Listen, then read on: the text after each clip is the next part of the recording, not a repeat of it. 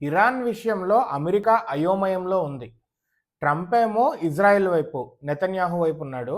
అయితే ట్రంప్‌తో పాటు ఉన్న ట్రంప్ ఇంటెలిజెన్స్ ఆఫీసర్స్ కూడా ట్రంప్‌కి అపోజ్‌గా ఉన్నారు. అదే విధంగా యూరోప్ నేషన్స్ కూడా ట్రంప్‌కి అపోజిట్ ఉన్నారు. రీసెంట్‌గా ఫ్రెంచ్ ప్రెసిడెంట్ మాక్రాన్ కూడా ఇరాన్ మీద మిలిటరీ యాక్షన్ అనేది తీసుకోకూడదు అంటే ట్రంప్ అన్నారు మాక్రాన్‌కి ఏం తెలీదు అని చెప్పి అన్నారు.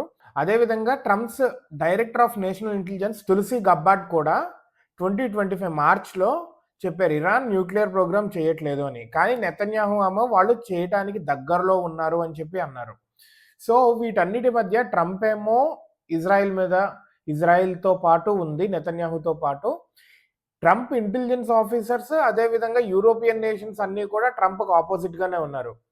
ట్రంప్ క్లియర్‌గా చాలా అగ్రెసివ్‌గా చెప్తున్నారు. ఏంటంటే ఇరాన్ అసల సంతకం చేయాలి. న్యూక్లియర్ ప్రోగ్రామ్ చేయను అని చెప్పి ఇరాన్ సంతకం చేయాలి. అదే విధంగా లొంగిపోవాలి అని చెప్పి చాలా ట్వీట్స్ చాలా వైలెంట్‌గా చేస్తున్నారు. G7 సమ్మిట్‌లో కూడా వచ్చేసారనమాట అర్ధాంతరంగా. ఈ డిస్కషన్ చేయాలని చెప్పి.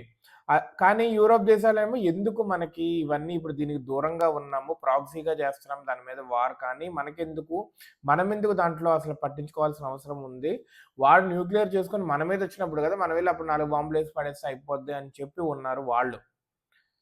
ఆయిల్ చీప్‌గా వస్తుంది. చీప్‌గా కొనుక్కుందాం. మనకెందుకు మధ్యలో వార్ అని చెప్పి. కానీ ట్రంప్ ఏమో యూఎస్‌లో కూడా ఒక పోలింగ్ చేస్తే 84% మెంబర్స్ ఇరాన్ వాళ్ళు న్యూక్లియర్ బాంబ్ అనేది కలిగి ఉండకూడదు అని చెప్తున్నారు. ట్రంప్ సపోర్టర్స్ కూడా చాలా మంది. ట్రంప్ ఏంటి? ట్రంప్ సిద్ధాంతాలు ఏదైతే చెప్పి గెలిచాడో నేనొస్తే శాంతి దూతలాగా నేనొస్తే ఏ వారు జరగదు అని అటు ఉక్రెయిన్, రష్యా అవ్వలేదు. ఇజ్రాయెల్ గాజా వార్ జరిగేది కాస్త ఇరాన్‌కి ఎస్కలేట్ అయింది. వార్‌లు ఇంకా పెరుగుతున్నాయి. ఇంకా ఎస్కలేట్ అవుతున్నాయి. పీక్స్‌కెళ్తున్నాయి. ట్రంప్ వచ్చిన తర్వాత అయిపోద్ది అని చెప్పింది కాస్త ఏది అవ్వట్లేదు. ఏ డీలు కుదరట్లేదు. ఇండియా, పాకిస్తాన్ అనేది జరిగింది.